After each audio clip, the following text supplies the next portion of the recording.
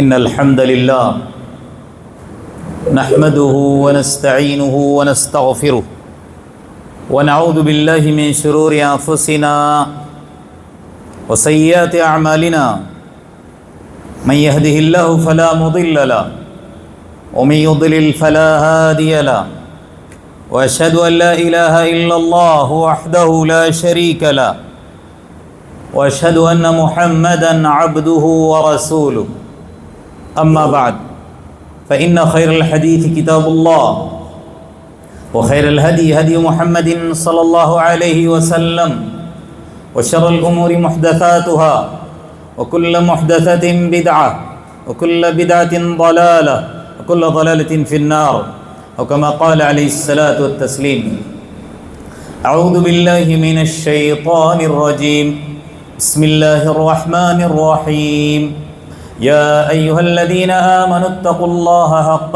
تقاته ولا تموتن إلا وأنتم مسلمون يا أيها الناس اتقوا ربكم الذي خلقكم من نفس واحدة وخلق منها زوجها وبث منهما رجالا كثيرا ونساء واتقوا الله الذي تساءلون به والأرحام إن الله كان عليكم رقيبا يا أيها الذين آمنوا اتقوا الله وقولوا قولا سديدا يصلح لكم أعمالكم ويغفر لكم ذنوبكم ومن يطع الله ورسوله فقد فاز فوزا عظيما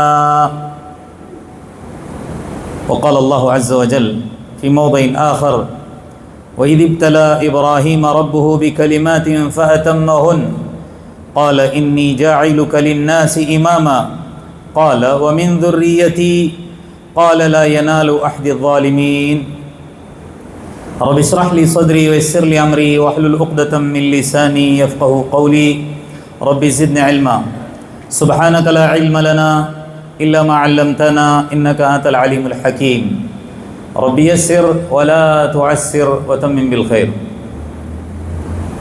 حاضرین جمعہ، اسلامی ماؤں بہنوں اور پیارے بچوں، تمام قسم کی تعریفیں،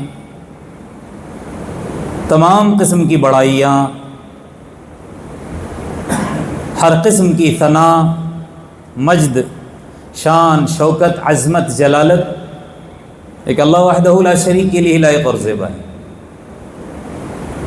بعدہ درود ہو، سلام ہو عموماً تمام انبیاء علیہ السلام پر، خصوصاً سارے نبیوں کے سردار حضرت محمد صلی اللہ علیہ وسلم پر، آپ کے اصحاب، تابعین اور تبع تابعین پر.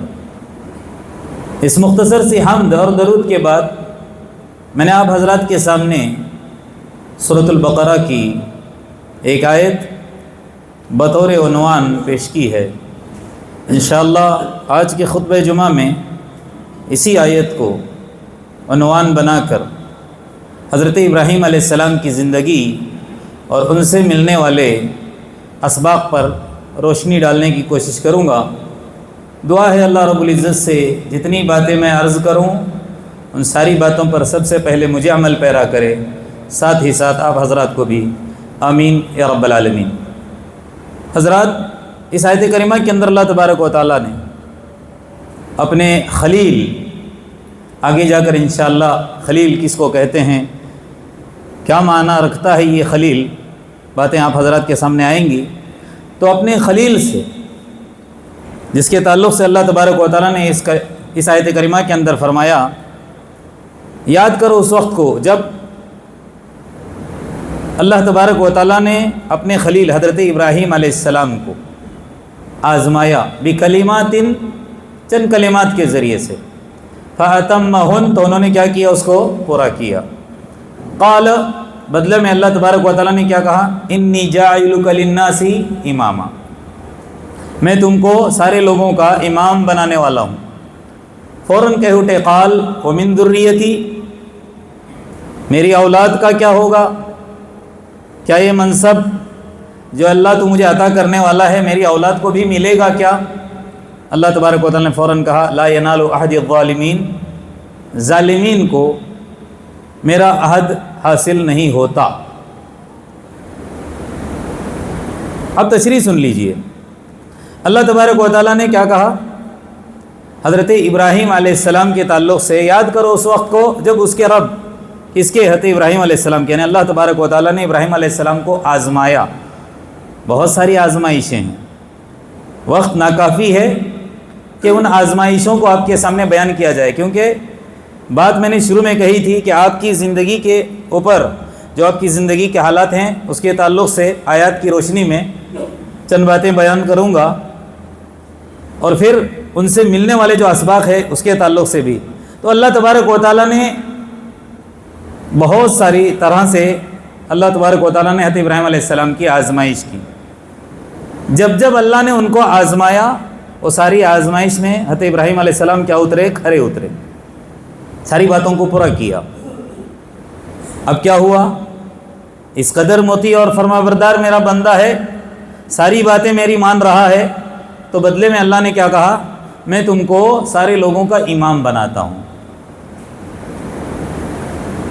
ابراہیم علیہ السلام فوراً کہہ اٹھے کہ میری جو تیرے ساتھ اطاعت کے تعلق سے پسند آ گئی ہے، تو مجھے امام بنا رہا ہے، میں تو خوش ہوں اس بات پر. لیکن فوراً اپنی اولاد کے تعلق سے فکر مند ہوتے ہوئے کہا کہ میری حد تک ہے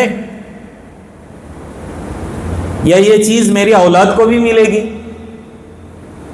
تب اللہ تبارک و تعالیٰ نے آگے جا کر کیا کہا؟ لا ینال عہد الظالمین، ظالم لوگوں کو میرا عہد نہیں ملتا. مطلب اگر تیری اولاد تیرے نقش قدم پر چلے گی، تیرے جیسے اعمال کرتے رہے گی، ان کے اخلاق ان کے کردار تیرے جیسے رہیں گے، تو وہ منصب چلتا رہے گا. ورنہ جہاں تمہارے نقش قدم کو چھوڑ کر گمراہی کی طرف جانے لگے گی، تب تو پھر یہ منصب ان کو ملنے والا نہیں ہے. بات سمجھ میں آ گئی؟ تو یہ موسم جو کہ حج کا ہے، اور پھر عنقریب قربانیاں عید الاضحیٰ کے موقع پر اللہ کی بارگاہ میں پیش کی جاتی ہیں، تو چاہے یہ حج کا موسم ہو یا عید کے تعلق سے ہو، اس کا گہرا تعلق اور اس کی نسبت حضرت ابراہیم علیہ السلام سے ہے. ویسے ہم کو حضرت ابراہیم علیہ السلام کے تعلق سے مذاکرہ کرتے رہنا چاہیے سال بھر، لیکن جب یہ ایام آئیں اور ہم ان کو یاد نہ کریں تو ہو سکتا ہے تھوڑی سی زیادتی ہو. اس لیے ارادہ ہوا کہ حضرت ابراہیم علیہ السلام کے تعلق سے کچھ باتیں میں اور آپ سنیں اور پھر ان باتوں پر عمل کریں. سب سے پہلی بات یاد رکھ لیجئے، سارے انبیاء جتنے بھی اللہ تبارک و تعالیٰ نے دنیا کے اندر مبعوث کیے، ساروں پر میرا اور آپ کا ایمان ہے، اور ہونا بھی چاہیے، کیونکہ ارکان ایمان میں سے ایک رکن کیا ہے؟ رسولوں پر ایمان لانا. اگر نہیں لائیں گے تو پھر مومن نہیں کہلائیں گے. لیکن رہی بات حضرت ابراہیم علیہ السلام کی، اس امت کا، امت محمدیہ کا حضرت ابراہیم علیہ السلام سے خصوصی تعلق ہے. اللہ تبارک و تعالیٰ نے اس کا ذکر قرآن کے اندر کیا. کیا کہا؟ وَاتَّبِعُوا مِلَّةَ أَبِيكُمْ ابراہیم. خصوصی تعلق کیا ہے وہ؟ کیونکہ حضرت ابراہیم علیہ السلام میرے اور آپ کے روحانی ابا ہیں. جیسے اللہ کے رسول صلی اللہ علیہ وسلم میرے اور آپ کے روحانی ابا ہیں، حضرت ابراہیم علیہ السلام بھی ہمارے کیا ہیں؟ روحانی ابا ہیں، جد امجد کہہ سکتے ہیں. اور اللہ تبارک و تعالیٰ نے باقاعدہ قرآن کے اندر ذکر کرتے ہوئے کہا کہ تم کو کن کی پیروی کرنی ہے؟ حضرت ابراہیم علیہ السلام کی، جو کہ تمہارے ابا ہیں، ان کی ملت کی. یعنی ان کی زندگی کے اندر بھی میرے لیے، آپ کے لیے نمایاں نمونے ہیں. آپ کی زندگی نمونہ ہے اور اس کو سامنے رکھ کر زندگی گزارنا ہے. اس لیے کیا کہا؟ وَاتَّبِعُوا مِلَّةَ أَبِيكُمْ ابراہیم. اچھا، میں اور آپ مسلمان ہیں نا؟ کیوں مسلمان ہیں؟ کیونکہ میں نے اور آپ نے کلمہ لا الہ الا اللہ کا اقرار کیا. لیکن یہ ٹائٹل جو مجھ کو اور آپ کو دلانے والے کون ہیں؟ حضرت ابراہیم علیہ السلام. آیت کیا کہتی ہے؟ ملت ابیکم ابراہیم هو سماکم المسلمین. تم کو نام دینے والے کون ہیں؟ یہ مسلمان، حضرت ابراہیم علیہ السلام. مسلمان کس کو کہتے ہیں؟ اطاعت کرنے والے کو. فرمانبرداری کرنے والے کو، بات ماننے والے کو. اور سب سے زیادہ اگر کسی نے اللہ کی مانی تو وہ کون ہے؟ حضرت ابراہیم علیہ السلام ہی ہیں. ایسی اللہ تبارک و تعالیٰ نے آزمائشیں کی، میں اور آپ سوچ نہیں سکتے. ہر طرح سے آزمایا، ہر طرح سے پرکھا، جانچا، اور ان تمام باتوں پر کھرے اترے. اسی لیے وہ بھی مسلم اور ان کے ماننے والے بھی مسلمان. ایک بات یہ ہے. دوسرے، جس رخ کی طرف میں اور آپ نماز پڑھتے ہیں اپنا چہرہ کر کے، جو کہ میرا اور آپ کا کیا کہلاتا ہے؟ قبلہ. اگر میرا اور آپ کا وہاں رخ نہیں ہوگا تو نماز بھی نہیں ہوگی. یعنی مراد خانہ کعبہ ہے. میرا آپ نمازیں پڑھتے ہیں نا، رخ میرا اور آپ کا کہاں ہوتا ہے؟ خانہ کعبہ کی طرف. تو اس خانہ کعبہ کے معمار اور بانی وہ کون ہے؟ حضرت ابراہیم علیہ السلام. ابتدا کی طرف جانے کی ضرورت نہیں ہے. ویسے اس کو فرشتوں نے بنایا، حضرت آدم علیہ السلام نے بنایا، اس الگ مسئلہ ہے. لیکن وہ گرنے کے بعد کہیں بھی کچھ نظر ہی نہیں آ رہا تھا کہ وہاں اس روئے زمین کے اوپر خانہ کعبہ بھی تھا. نئے سرے سے اس کو بنانے والے کون ہیں؟ حضرت ابراہیم علیہ السلام. لیکن نشاندہی کس نے کی؟ اللہ تبارک و تعالیٰ نے. قرآن کی آیت کے اندر اللہ تبارک و تعالیٰ کیا فرماتا ہے؟ وَإِذْ بَوَّأْنَا لِإِبْرَاهِيمَ مَكَانَ الْبَيْتِ.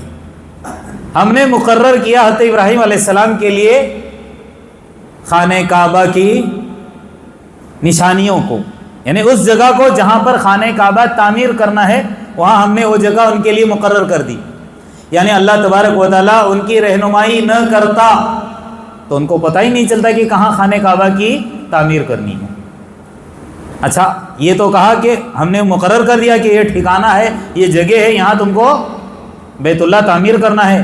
لیکن تعمیر کرنے سے پہلے جس بات کی سب سے پہلے اللہ تبارک و تعالیٰ نے نصیحت یا وصیت کی، یا جو بات بیان کی، جو تاکید فرمائی، وہ کیا ہے؟ اللہ تشرک بھی شیئا.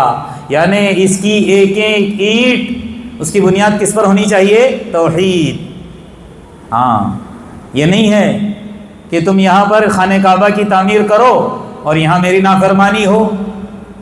ایسا نہیں ہونا چاہیے. اس کی ایک ایک اینٹ، اس کی بنیاد کس پر رکھی جانی چاہیے؟ توحید کی بنیاد پر. سب سے پہلے درس دیا، سب سے پہلے تعلیم دی وقت کے نبی کو کہ خانہ کعبہ بناؤ اور پھر یاد رکھو میرے ساتھ کسی قسم کا شرک نہیں کرنا. آگے کیا فرمایا؟ وَطَهِّرْ بَيْتِيَ لِلطَّائِفِينَ. میرے گھر کو پاک کرنا ہے. کس کے لیے؟ جو دور دور سے آئیں گے طواف کرنے کے لیے. والقائمین، قیام کرنے والوں کے لیے. والرکع السجود، رکوع اور سجدہ کرنے والوں کے لیے. جیسا کہ اللہ تبارک و تعالیٰ نے ان کو حکم دیا، ایسے ہی حضرت ابراہیم علیہ السلام نے خانہ کعبہ کی تعمیر کی. لیکن مزید ایک اعزاز اللہ تبارک و تعالیٰ ان کی محنت، ان کی قد و کاوش کی بنیاد پر جو اللہ نے ان کو عطا کیا، ایک اعزاز وہ کیا تھا؟ جس پتھر کے اوپر کھڑے ہو کر، دھیان سے سنو، میں نے کہا نا شروع میں، اس امت کا حضرت ابراہیم علیہ السلام سے خصوصی تعلق، اور سارے اعمال مجھ کو اور آپ کو تقریباً جو کرنے ہیں انہی کو فالو کرتے ہوئے اور ان کے نقش قدم پر چلتے ہوئے. اب جس پتھر کے اوپر کھڑے ہو کر خانہ کعبہ کی تعمیر کی، اس کے اوپر ان کے قدموں کے نشان پڑ گئے تھے، جو کہ آج خانہ کعبہ کے اندر ہے نا، جس کو کیا کہتے ہیں؟ مقام ابراہیم. اب اس نشان کے پاس اللہ تبارک و تعالیٰ نے مجھ کو اور آپ کو طواف کرنے کے بعد 2 رکعت نماز پڑھنے کا حکم دیا ہے. نماز کون سی ہے؟ یہ مسنون ہے، سنت ہے. اسی جگہ پر کھڑے ہو کر کیا کرتے ہیں؟ عمرہ کرنے والے، حج کرنے والے اپنا طواف مکمل کرنے کے بعد 2 رکعت. کیوں؟ اللہ نے اس بات کا حکم دیا، وَاتَّخِذُوا مِن مَّقَامِ إِبْرَاهِيمَ مُصَلًّى. حضرت ابراہیم علیہ السلام کا مقام کون سا مقام؟ جہاں کھڑے ہو کر اس گھر کی تعمیر کیے ہیں. آپ کو کیا کرنا ہے؟ وہاں کھڑے ہو کر 2 رکعت نماز ادا کرنی ہے. بتائیے کس قدر حضرت ابراہیم علیہ السلام کا اس امت کے ساتھ کنیکشن ہے. اللہ کے رسول صلی اللہ علیہ وسلم کی حضرت ابراہیم علیہ السلام سے معراج کی رات کیا ہو گئی؟ ملاقات. ذرا سنتے چلیے. کس قدر کنیکشن ہے اور کس قدر میرے اور آپ کی خبرگیری کرنے والے، کتنی محبت رکھنے والے اس امت سے۔ جب ملاقات ہوئی معراج کی رات تو اپنے پوتے ہی کہلائیں گے، یعنی حضرت ابراہیم علیہ السلام کی اولاد میں ہے نا حضرت محمد صلی اللہ علیہ وسلم، محمد صلی اللہ علیہ وسلم کے جد امجد ہیں کون؟ حضرت ابراہیم علیہ السلام۔ جب ملاقات ہوئی تو کیا کہا؟ یا محمد، اے محمد صلی اللہ علیہ وسلم، اقری امتک منی السلام، میری طرف سے اپنی امت کو کیا کرنا ہے؟ سلام پہنچانا ہے، سلام بھیجے معراج کی رات کو۔ کس کے لیے؟ اس امت کے لیے، جو بھی حضرت محمد صلی اللہ علیہ وسلم کا پیروکار متبع ہے، آپ کی امت میں ہے۔ اور آگے کیا کہا؟ وَأَخْبِرْهُمْ، ان کو خبر دینا، کس بات کی خبر دینا؟ ان الجنت طیبۃ التربہ، جنت کیا ہے؟ اس کی زمین بڑی پاکیزہ ہے۔ وعذبۃ الماء، اس کا پانی بڑا میٹھا ہے۔ وانھا قیعان، اور جنت جنت میں اور آپ کہتے رہتے ہیں نا، ابھی تو وہ بالکل چٹھیل میدان ہے، صاف ستھرا میدان ہے۔ یعنی سمجھ لیجئے ایک انسان گھر بنانے سے پہلے کیا کرتا ہے؟ پلاٹ خریدتا ہے نا، اس کے بعد ہی کیا کرتا ہے؟ گھر بناتا ہے۔ اب وہ سمجھ لیجئے بالکل خالی چٹھیل میدان ہے، آپ کو تعمیر کرنی ہے یہاں پر، اور وہاں کی تعمیر، وہاں کے گھر ہوں، وہاں کے پیڑ پودے ہوں، آپ کو تعمیر کرنا ہے۔ وہ کیسے؟ وَأَنَّ غِرَاسَهَا، کیا کہا؟ ایک زمین جس کو آپ چاہتے ہیں کہ لہلہاتا دیکھیں، قسم قسم کے اس کے اندر درخت لگے، جس کے چھاؤں میں آپ بیٹھ کر بھینی بھینی ہوائیں کھائیں، تو کیا کرنا ہے آپ کو؟ وَأَنَّ غِرَاسَهَا سبحان اللہ والحمد للہ لا الہ الا اللہ اللہ اکبر۔ یعنی حضرت ابراہیم علیہ السلام نے حضرت محمد صلی اللہ علیہ وسلم کے ذریعے سلام بھیج کر جو خبر دی کہ میں اور آپ غفلت میں نہ رہیں، جنت کی زمین بڑی پاکیزہ ہے، وہاں کا پانی بڑا میٹھا ہے، اور چاہتے ہو کہ تم وہاں جا کر آباد ہو تو غفلت میں رہنا ہے، ہر حال اپنی زبان کو اللہ کے ذکر سے تر رکھنا ہے۔ ہاں،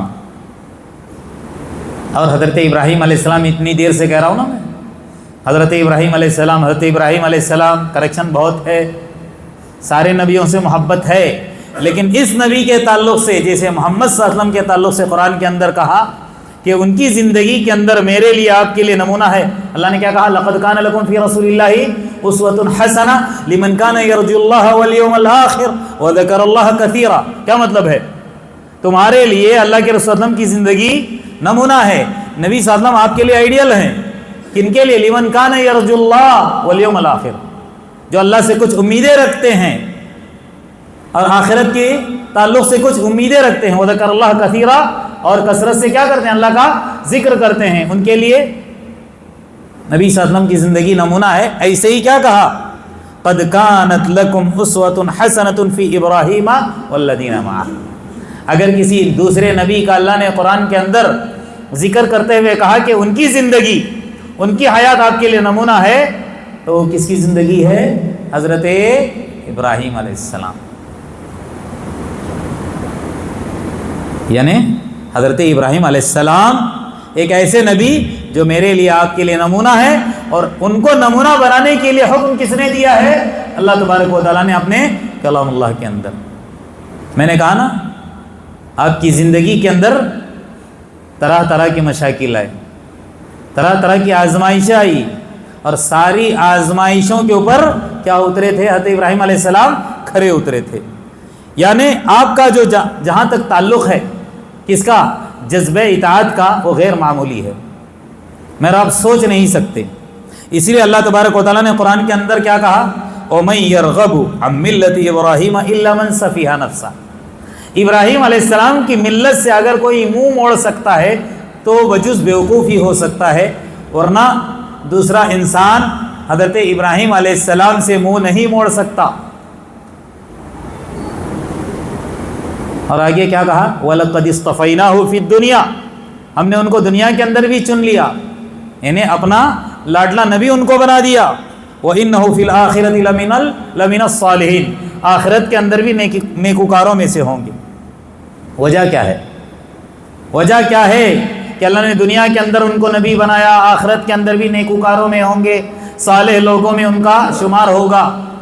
صرف یہی وجہ ہے، اذ قال له ربه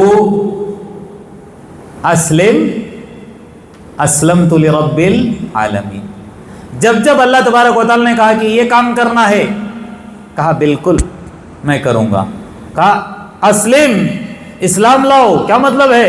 میری اطاعت کرو، فرما برداری کرو، اسلمت لرب العالمین، میں فرما بردار بن جاتا ہوں، کس کا؟ لرب العالمین، جو سارے جہاں کا رب ہے۔ ایسے نہیں کہا کہ اسلمت لربی، میں اپنے رب پر کیا کرتا ہوں؟ ایمان لاتا ہوں یا ان کی بات مانتا ہوں، ایسا نہیں ہے۔ کیا کہا لوگوں کو سمجھاتے ہوئے؟ اسلمت لرب العالمین۔ جب انہوں نے ہر وقت جب اللہ تبارک و تعالیٰ نے ان سے کچھ چاہا، اس کو انہوں نے پورا کیا، تو اللہ تبارک و تعالیٰ نے کیا کہا؟ وَاتَّخَذَ اللَّهُ إِبْرَاهِيمَ خَلِيلًا، ابراہیم علیہ السلام نے بدلے میں ان کو کیا، اللہ تبارک و تعالیٰ نے ابراہیم علیہ السلام کو بدلے میں کیا کیا؟ اپنا خلیل بنا دیا۔ میں نے شروع میں کہا تھا نا کہ خلیل کس کو کہتے ہیں، کیا مطلب ہے خلیل کا، آگے جا کر بتاؤں گا۔ اب سنیے، خلیل کے معنی دوست، خلیل کے معنی کیا کہتے ہیں؟ دوست۔ ویسے عربی کے اندر بہت سارے الفاظ آتے ہیں دوست کے لیے، لیکن خلیل اعلیٰ درجے کا دوست ہوتا ہے۔ صدیق جو ہوتا ہے عام طور پر دوست ہوتا ہے، اور خلیل جس کے ساتھ انسان کو دلی لگاؤ ہوتا ہے، جس کی جگہ دل کے اندر ہوتی ہے۔ مثال دے کر سمجھاتا ہوں، ایسے بات سمجھ میں نہیں آئے گی، ذرا دھیان سے سنو کہ خلیل کیا معنی خیز ہے، اپنے اندر کیا معنی رکھتا ہے، کتنا اعلیٰ درجے کا دوست ہوتا ہے۔ ذرا سنیے، اللہ کے رسول صلی اللہ علیہ وسلم اور حضرت ابوبکر رضی اللہ عنہ، یہ کون ہیں آپس میں گہرے دوست۔ ایسے دوست، اتنے گہرے دوست، اللہ کے رسول صلی اللہ علیہ وسلم نے کیا کہا پتہ ہے؟ میں نے سارے دوستوں کے احسانات جو مجھ پر ہیں سب کے اتارے ہیں۔ اگر میرا کوئی دوست ہے جس کا احسان میں نے دنیا کے اندر نہیں اتارا ہے تو وہ حضرت ابوبکر، اور اس کا روز قیامت اللہ تبارک و تعالیٰ اتارے گا۔ اب اندازہ لگاؤ، اتنا پیارا دوست، ان کے تعلق سے کیا کہا؟ افضل البشر بعد الانبیاء ابو بکر، ساری انسانیت کے اندر انبیاء کے بعد اگر کوئی افضل شخص اللہ کے نزدیک ہے تو وہ کون؟ حضرت ابوبکر۔ اتنے سارے فضائل کا حامل، اتنا قریبی، اپنی بیٹی کو حضرت محمد صلی اللہ علیہ وسلم کے نکاح میں دیا۔ اس کے تعلق سے بھی اللہ کے رسول کیا کہتے ہیں؟ سنیے کیا کہا؟ لو کنت متخذ خلیلا لاتخذت ابا بکر، اگر دنیا کے اندر میں کسی کو اپنا خلیل بنایا نہیں، جملے پر غور کریں، اگر میں دنیا کے اندر کسی کو اپنا خلیل بناتا، لاتخذت ابا بکر، تو میں کس کو بناتا؟ حضرت ابو بکر کو بناتا۔ ولیکن خلیلی الرحمن، کیا کہا؟ لیکن میرا خلیل کون ہے؟ محمد صلی اللہ علیہ وسلم نے کہا میرا خلیل اللہ ہے۔ جیسے اللہ تبارک و تعالیٰ نے حضرت ابراہیم علیہ السلام کو اپنا خلیل بنایا، ویسے محمد صلی اللہ علیہ وسلم بھی اللہ کے خلیل ہیں، اور یہ گواہی حضرت محمد صلی اللہ علیہ وسلم نے دی ہے۔ اس لیے دنیا کے اندر میرا کوئی خلیل نہیں، صدیق ہیں، صحابہ ہیں، دوست ہیں، احباب ہیں، قریبی ہیں، چاہنے والے ہیں، لیکن خلیل میرا کوئی نہیں ہے۔ اور اس خلیل کے لقب سے ملقب کیے جانے والے اللہ کی طرف سے کون؟ حضرت ابراہیم علیہ السلام۔ قرآن گواہی دیتا ہے وَاتَّخَذَ اللَّهُ إِبْرَاهِيمَ خَلِيلًا، اللہ تبارک و تعالیٰ نے ان کو اپنا خلیل بنایا۔ وجہ کیا؟ جب امتحان اللہ نے لیا، سارے پیپر کے اندر کامیابی، ایک مارکس بھی کم نہیں آیا، ایک نمبر بھی نہیں، سارے اس میں 100 نمبر۔ اس لیے اللہ تبارک و تعالیٰ نے بدلے میں کیا کہا؟ یہ میرے خلیل ہیں۔ سب سے پہلا سبق جو مجھ کو اور آپ کو حضرت ابراہیم علیہ السلام کی زندگی سے لینا وہ کون سا ہے؟ مجھ کو اور آپ کو ہر حال میں مطیع ہونا ہے۔ کس کا مطیع ہونا ہے؟ کس کا فرما بردار ہونا ہے؟ اللہ تبارک و تعالیٰ۔ کہیں میرا اور آپ کا نفس کہیں میرا اور آپ کا معاشرہ، کہیں میرے اور آپ کے ہمارے ساتھ اٹھنے والے بیٹھنے والے دوست اللہ کی اطاعت میں آڑے نہ بن جائیں۔ ہاں، ابھی تھوڑی دیر پہلے یہاں آنے سے پہلے میرے ایک ساتھی نے سوال کیا، کیا ہے کہ بدعتیوں کی ہاں میں ہاں ملانا کیا یہ درست ہے یا سنگین گناہ ہے؟ کہا بہت سنگین گناہ ہے، ان کی عزت، ان کی توقیر اللہ کے نزدیک بہت ہی ناپسندیدہ ہے۔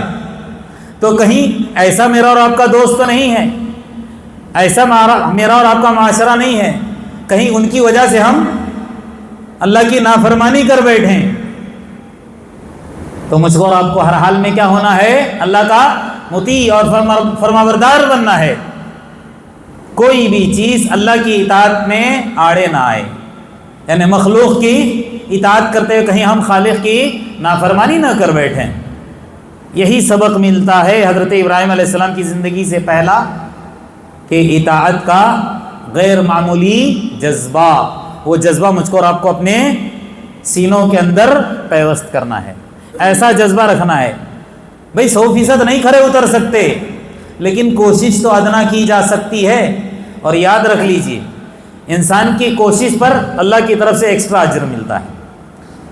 ایک انسان کسی چیز کو پانے کی کوشش کرتا ہے لیکن وہاں تک پہنچ نہیں سکتا تو اس کی کوشش رائے گاہ نہیں جاتی، اس پر اس کو کیا ہوتا ہے؟ اجر ملتا ہے۔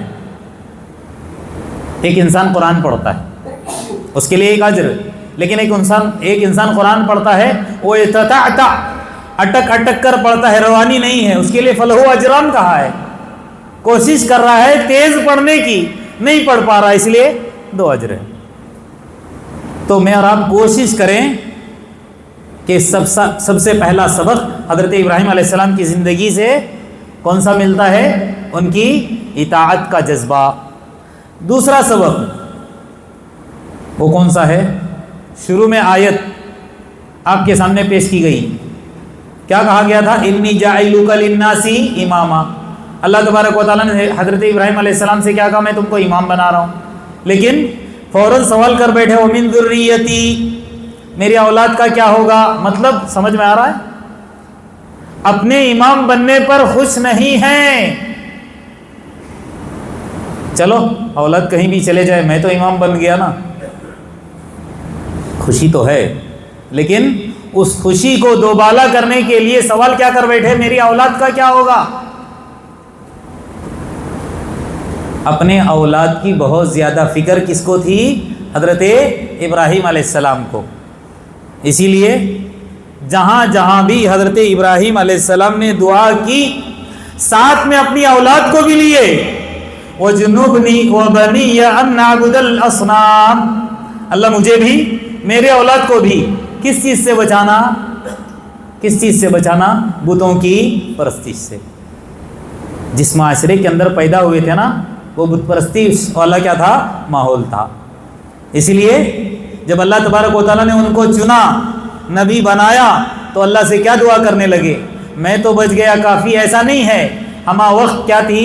اپنی اولاد کی فکر۔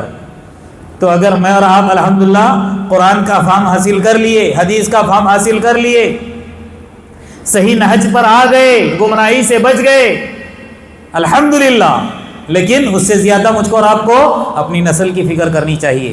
اگر صحیح معنی میں ہم کس کے پیروکار ہیں؟ حضرت ابراہیم علیہ السلام کے۔ سبق ملتا ہے کہ جس طرح وہ اپنی اولاد کی فکر کرتے تھے، مجھ کو اور بھی آپ کو بھی کیا کرنا ہے؟ اپنی اولاد کی فکر کرنا ہے۔ اپنی زندگی کے اندر تو ان کے اوپر نگاہیں ہونی چاہیے، ان کی ایک ایک حرکات سکنات پر میرے اور آپ کی نظر ہونی چاہیے۔ میرا بچہ کس کے ساتھ بیٹھتا ہے، کس کے ساتھ اٹھتا ہے، کیا کرتا ہے، کیا نہیں کرتا ہے، اس کے موبائل چیک کریں، ہمہ وقت اس کی فکر ہونی چاہیے۔ کیا نماز کا پابند ہے کہ نہیں؟ کیا آوارہ اور شریر بچوں کے ساتھ تو نہیں گھومتا ہے؟ میری بچی کیا کرتی ہے اسکول جا کر، کالج جا کر، کیسی قسم کی سہیلیاں ہیں، یہ سب فکر کرنی ہے، ساتھ میں دعائیں بھی مانگنی ہے۔ جیسے وقت کے نبی نے کیا کہا؟ وَجُنُوبْنِي وَبَنِيَّ أَن نَعْبُدَ الْأَصْنَامَ، تو کہیں کیا کہا؟ رَبِّ اجْعَلْنِي مُقِيمَ الصَّلَاةِ وَمِن ذُرِّيَّتِي رَبَّنَا وَتَقَبَّلْ دُعَاء۔ اپنے لیے بھی دعا کریں، اللہ مجھے بھی نماز کا پابند بنا اور میری اولاد کو بھی۔ یہ کون ہے؟ وقت کے نبی حضرت ابراہیم علیہ السلام، اور ان کی پیروی کرنے کا مجھ کو اور آپ کو اللہ تبارک و تعالیٰ نے حکم دیا ہے۔ یہاں تک کہ حضرت ابراہیم علیہ السلام کے تعلق سے کیا کہا قرآن نے؟ اوصی بہا ابراہیم بنیہ و یعقوب، حضرت ابراہیم علیہ السلام نے اپنی اولاد کو وصیت کی، کس بات کی؟ کہ کبھی بھی اللہ کے ساتھ اللہ کی عبادت میں کسی اوروں کو شریک نہیں ٹھہرانا۔ اور ساتھ میں اللہ تبارک و تعالیٰ نے ذکر کس کا کیا؟ و یعقوب۔ دیکھیے وہ وصیت کا فائدہ کیا ہوا، کنیکشن حضرت یعقوب تک پہنچ گیا۔ حضرت یعقوب علیہ السلام کون ہے پتہ ہے؟ آپ کے پوتے ہیں۔ دعا کی تھی وَمِن ذُرِّيَّتِي، اللہ تبارک و تعالیٰ نے ان کی دعا قبول کر کے سارے نبیوں کو محصور آپ کی ہی اولاد میں رکھ دیا۔ آپ کو پتا ہے یہ دعا کا نتیجہ کیا ہوا؟ حضرت ابراہیم علیہ السلام تو نبی تھے نا، حضرت ابراہیم علیہ السلام کے بعد جتنے بھی دنیا کے اندر نبی آئے سب کس کی اولاد میں؟ حضرت ابراہیم علیہ السلام کی۔ یا تو ان کا کنیکشن حضرت اسحاق علیہ السلام سے جا کر ملتا ہے، یا تو حضرت اسماعیل علیہ السلام سے۔ دیگر کسی بھی دنیا کے کسی بھی شخص کی اولاد میں نبی پیدا نہیں ہوئے۔ کس کے بعد؟ حضرت ابراہیم علیہ السلام کے بعد۔ آپ تاریخ کا مطالعہ کرو، قرآن کا مطالعہ کرو، احادیث کا مطالعہ کرو، آپ کو معلوم ہو جائے گا سارے نبی حضرت ابراہیم علیہ السلام کی اولاد میں۔ اور یہ نتیجہ کیا؟ دعا، ہمہ وقت دعا اپنی اولاد کے لیے، جس کو اللہ تبارک و تعالیٰ نے قبول کیا۔ یہاں تک کہ ایک مرتبہ اللہ کے رسول صلی اللہ علیہ وسلم سے سوال ہوا۔ کیا سوال ہوا؟ من اکرم الناس، ساری انسانیت کے اندر سارے لوگوں میں سب سے زیادہ کریم اور باعزت شخص کون ہے؟ اللہ کے رسول صلی اللہ علیہ وسلم ہی ہے نا، لیکن اللہ کے رسول نے اپنے کو استثناء کر کے، اپنے کو الگ کر کے، اپنے تعلق سے نہیں کہا۔ وہ تو ہم سبھی کو معلوم ہے کہ سارے نبیوں کے سردار اور سب سے باعزت شخصیت دنیا کے اندر کون ہے؟ حضرت محمد صلی اللہ علیہ وسلم ہی ہے نا۔ تلک الرسل فضلنا بعضهم علی بعض۔ اب پڑھیے تو یہاں جب سوال ہوا کہ من اکرم الناس، سارے انسانیت میں سب سے زیادہ کریم باعزت کون ہے؟ اللہ کے رسول نے کہا یوسف۔ کون ہے؟ یوسف علیہ السلام۔ وجہ بیان کرتے ہیں، دیکھیے کیوں حضرت یوسف علیہ السلام باعزت ہیں؟ کیوں؟ کہا ابن اللہ، نبی اللہ۔ زبان سے دوسرا جملہ آ گیا، اللہ معاف کرے۔ نبی اللہ، یوسف علیہ السلام کون ہیں؟ اللہ کے نبی ہیں۔ پھر کیا کہا؟ ابن نبی اللہ، اللہ کے نبی کے بیٹے، ابن نبی اللہ، اللہ کے نبی کے بیٹے۔ ابن خلیل اللہ، اللہ کے خلیل کے بیٹے۔ مطلب 4 پشتیں جا کر ملتی ہیں دعا کا نتیجہ۔ ابراہیم علیہ السلام نبی، ان کے بیٹے نبی، ان کے پوتے نبی، ان کے پڑ پوتے نبی، اس لیے سب سے زیادہ باعزت۔ اب آگے جا کر یہ سلسلہ نہیں رکا، یہ سلسلہ نہیں چلا، رک گیا۔ وجہ کیا؟ اللہ نے کہا تھا نا لا ینال عہد الظالمین، جب تک تیرے نقش قدم پر چلتے رہیں گے، نبی بنتے رہیں گے، جہاں راستہ بہک جائیں گے تو پھر کنیکشن کٹ جائے گا۔ ایسا ہوا۔ پھر ایک دور تک حضرت یوسف علیہ السلام کی اولاد میں یا ان کی اولاد میں نبی نہیں بنے، پھر آگے جا کر نبیوں کا سلسلہ جاری رہا۔ حضرت موسیٰ علیہ السلام ہو، حضرت عیسیٰ علیہ السلام ہو، حضرت داؤد علیہ السلام ہو، اور دیگر بھی انبیاء جو بھی آئے وہ کن کے؟ حضرت ابراہیم علیہ السلام ہی کی اولاد میں۔ لیکن مستقل نبیوں کا سلسلہ کہاں؟ 4 پشتوں تک چلا۔ تو یہ ہے دعا کا نتیجہ جو مجھ کو اور آپ کو حضرت ابراہیم علیہ السلام کی زندگی سے سبق لینا ہے۔ تیسرا، ویسے بہت سارے اسباق ہیں، تیسرا سبق، یہ سبق مجھ کو اور آپ کو اپنانا ہے، اور ہر نبی کے دل کے اندر یہ ہوتا ہے، اپنی امت کے تئیں بھی، ساری انسانیت کے تئیں بھی۔ کیا مطلب ہے؟ بہت زیادہ محبت ہوتی ہے، بہت زیادہ سب کے غمخوار ہوتے ہیں۔ کون؟ انبیاء، امت کے لیے ہمیشہ کوڑنے والے۔ ایک مرتبہ کیا ہوا؟ حضرت ابراہیم علیہ السلام کے پاس فرشتے آتے ہیں، فرشتے آتے ہیں خوشخبری بھی لے کر اور قوم لوط پر عذاب کے تعلق سے بیان کرنے کے لیے بھی، بتانے کے لیے بھی۔ جب حضرت ابراہیم علیہ السلام کے پاس فرشتے آتے ہیں، آ کر ان کو کیا کرتے ہیں؟ بشارت دیتے ہیں کہ اللہ تبارک و تعالیٰ آپ کو اولاد سے نوازنے والا ہے، اور یہ بچہ اللہ تبارک و تعالیٰ نے حضرت ابراہیم علیہ السلام کو بڑھاپے میں دیا تھا۔ وہ دوسرے بیٹے کون ہیں؟ حضرت اسحاق علیہ السلام۔ ان کی بشارت جب لے کر آئے تو ساتھ میں فرشتوں سے سوال کیا کہ آپ یہاں سے کہاں چلے جاؤ گے؟ تو انہوں نے کیا کہا؟ آپ کو تو بچے کی بشارت دینے آئے ہیں، لیکن دوسرا جو ہمارا کام ہے، اللہ نے بھیجا ہے ہم کو قوم لوط پر عذاب نازل کرنے کے لیے۔ اب ذرا سنیے کہ کس قدر وقت کا نبی امت کے لیے اور لوگوں کے لیے کوڑتا ہے۔ قرآن گواہی دیتا ہے، قرآن کی آیت سے میں آپ کو بتاتا ہوں۔ فَلَمَّا ذَهَبَ عَنْ إِبْرَاهِيمَ الرَّوْعُ وَجَاءَتْهُ الْبُشْرَى يُجَادِلُنَا۔ سب سے پہلی بات سنیے، جب فرشتے آئے نا کس کے پاس؟ حضرت ابراہیم علیہ السلام کے پاس، انسانی شکل میں آئے تھے، لیکن جب وہ انسانی شکل میں آئے وہ تو اجنبی شکلیں تھیں۔ اجنبی شکلیں ہونے کی وجہ سے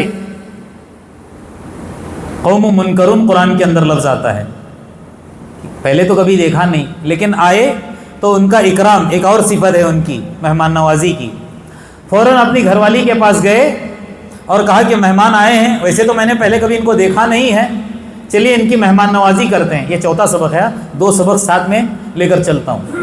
تو چلے گئے، ایک بچڑا تھا بکری کا، ذبح کیا، اس کو بھون کر کے تیار کر کے اچھی طرح سے لا کر ان کے سامنے رکھ دیا۔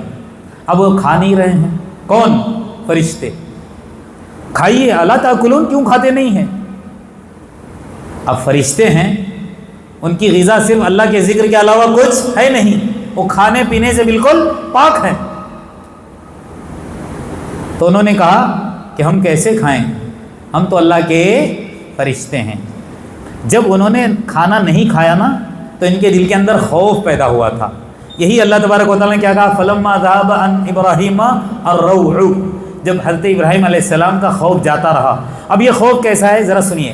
اس زمانے کے اندر اگر کوئی کسی کے ہاں مہمان بنتا، اس کے سامنے کھانا رکھا جاتا، کھانا اگر وہ انکار کرتا، نہیں کھاتا، تو ڈر ہوتا کسی غلط نیت سے آیا ہے، لگتا ہے کچھ یہ کرنے والے ہیں، اس لیے ان کے دل کے اندر خوف بیٹھ گیا تھا۔ تو فرشتوں نے وہ جو ان کے اندر خوف آیا تھا، جو غلط فہمی ہو گئی تھی، اس کو کلیئر کر دیا کہ آپ پریشان نہ ہو، ہم کوئی غلط ارادے سے نہیں آئے ہیں، ہم کوئی انسان نہیں ہیں، ہم تو فرشتے ہیں، آپ کو بشارت دینے کے لیے آئے ہیں بچے کی۔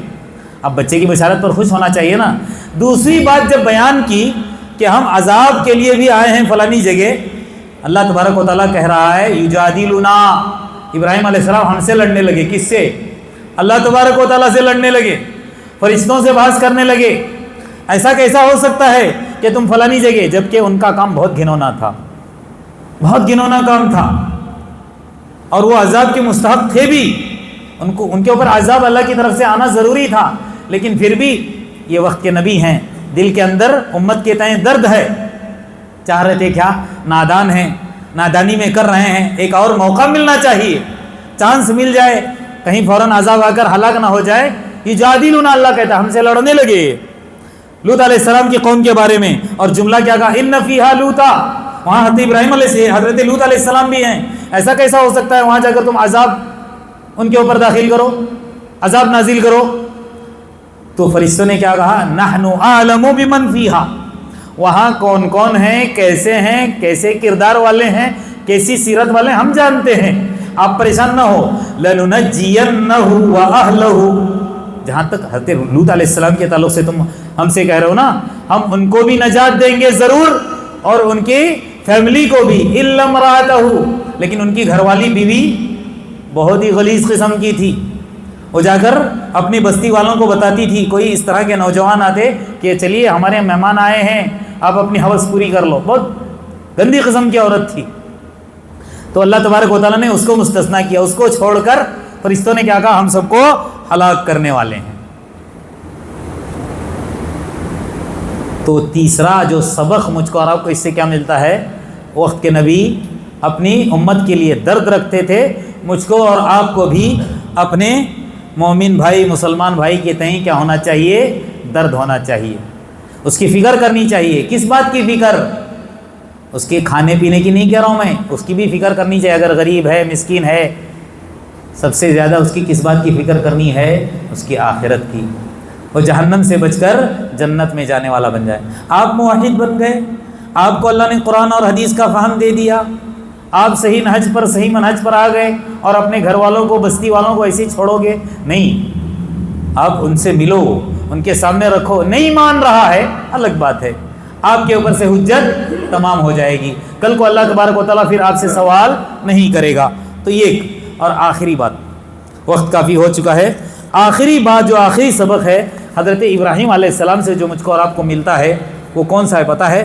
ربنا تقبل منا انک انت السمیع العلیم۔ کیا مطلب ہے؟ حضرت ابراہیم علیہ السلام کیا کر رہے ہیں؟ اللہ کے حکم سے خانہ کعبہ کی تعمیر کر رہے ہیں۔ جب اللہ نے حکم دیا، ظاہر سی بات ہے وہ عمل اللہ قبول کرے گا نا، کیا اس کو ٹھکرائے گا؟ اللہ نے حکم دیا، اللہ کے حکم سے کر رہے ہیں، لیکن پھر بھی دل کے اندر کیا ہے؟ امنگ، کہیں یہ جو میں عمل کر رہا ہوں اللہ تبارک و تعالیٰ اس کو ریجیکٹ نہ کرے۔ اس لیے دعا کیا کرتے ہیں؟ ربنا تقبل منا انک انت السمیع العلیم۔ اے ہمارے رب، ہم سے ہم جو یہ ہم کام کر رہے ہیں، یہ جو عمل کر رہے ہیں، اس کو تو شرف قبولیت سے نواز، کیونکہ تو ہی سننے والا ہے، انک انت السمیع، تو ہی جاننے والا ہے۔